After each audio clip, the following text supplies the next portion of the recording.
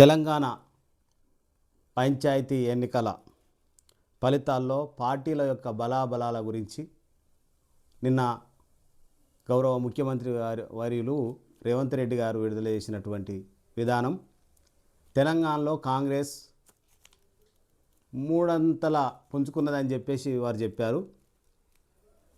ఇక్కడ ఉద్యమాలకు పురిటిగడ్డ అయినటువంటి సిద్దిపేట జిల్లాను మనం తీసుకున్నట్టయితే సిద్దిపేట జిల్లాలో సిద్దిపేట ఉద్యమాలకు పురుడు పోసుకున్నటువంటి గడ్డ. ఈ గడ్డ పైన కాంగ్రెస్, బీజేపీ, బీఆర్ఎస్ ఈ జిల్లాకు సంబంధించిన అంశాల మీద చర్చించుకుందాం. సిద్దిపేట జిల్లాలోని సిద్దిపేట నియోజకవర్గాల వారీగా విడుదల చేసినటువంటి నియోజకవర్గాల వారీగా జాబితాను మనం తెలుసుకుందాం. సిద్దిపేట సంబంధించింది 91 అయితే రిజల్ట్ 91, కాంగ్రెస్కు 10 మాత్రమే వచ్చినాయి, బీఆర్ఎస్కు 78, బీజేపీకి 3. అయితే ఇక్కడ మాత్రం ఏం తగ్గలేదనే చెప్పొచ్చు, బీఆర్ఎస్ ప్రభావం కనబడుతుంది. అదే పద్ధతిలో దుబ్బాక 145, 145లో 56 కాంగ్రెస్, 69 బీఆర్ఎస్.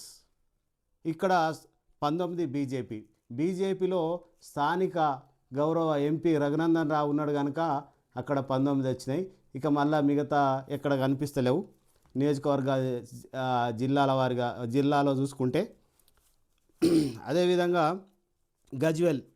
గజ్వేల్లో 176, అందులో కాంగ్రెస్ 94, 73 బీఆర్ఎస్, 9 బీజేపీ. ఇట్లా ఇక్కడ కూడా గౌరవ మాజీ సీఎం కేసీఆర్ గారు ఉన్నటువంటి ఎమ్మెల్యే స్థానం అది. అక్కడ మాజీ ఎమ్మెల్యే కాంగ్రెస్ తరపు నుంచి నియోజకవర్గం ఇన్ఛార్జి గారు తుమ్కుంట నరసారెడ్డి చాలా గట్టిగా పనిచేసినట్టుగా మనకు కనిపిస్తూ ఉన్నది. అదేవిధంగా హుస్నాబాద్లో గౌరవ మంత్రివర్యులు పొన్నం ప్రభాకర్ ఉన్నాడు కనుక అక్కడ చాలా ఎక్కువ సంఖ్యలో వాళ్ళు తీసుకోవడం జరిగింది. 171 అయితే అందులో 112 కాంగ్రెస్ కైవసం చేసుకుంది, బారాస 48, 9 మాత్రం బీజేపీ. ఇట్లా జిల్లాల వారీగా చూసుకుంటే ఈ 4 నియోజకవర్గాల్లో చూసుకుంటే నిజంగా కూడా దుబ్బాక, హుస్నాబాద్, తర్వాత గజ్వేల్, తర్వాత సిద్దిపేటలో మాత్రం హరీష్ రావు బలమా లేదా కాంగ్రెస్ నాయకుల బలహీనతన, ఏదేమైనా ఇక్కడ సిద్దిపేట నియోజకవర్గంలో మాత్రం చాలా తక్కువ కైవాసం చేసుకుంది కాంగ్రెస్ పార్టీ.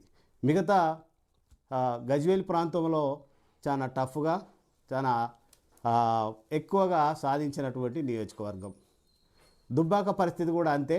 దుబ్బాక సంబంధించినటువంటి తప్పిదాలు ఉన్నాయని చెప్పేసి కొంతమంది కాంగ్రెస్ విశ్లేషకులు, అక్కడ ఉన్నటువంటి ఇన్ఛార్జీల మీద ఆరోపణలు ఉన్నాయి, సిద్దిపేట ఇన్ఛార్జి మీద కూడా ఆరోపణలు ఉన్నాయి.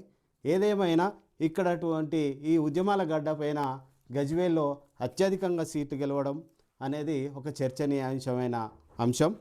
అట్లనే ఇక సొంత సీఎం నియోజకవర్గమైనటువంటి కొడంగల్లో 180 స్థానాలకు 150 స్థానాలను తీసుకుంది. అందులో 2 స్థానాలు బీజేపీ మాత్రమే తీసుకున్నది. ఏదేమైనా ఇప్పుడు ఉన్నటువంటి పరిస్థితుల్లో కాంగ్రెస్ పుంజుకున్నది అనే చెప్పొచ్చు.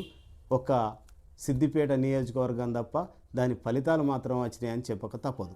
నేను మీ పిఎం బాబు, సిద్దిపేట.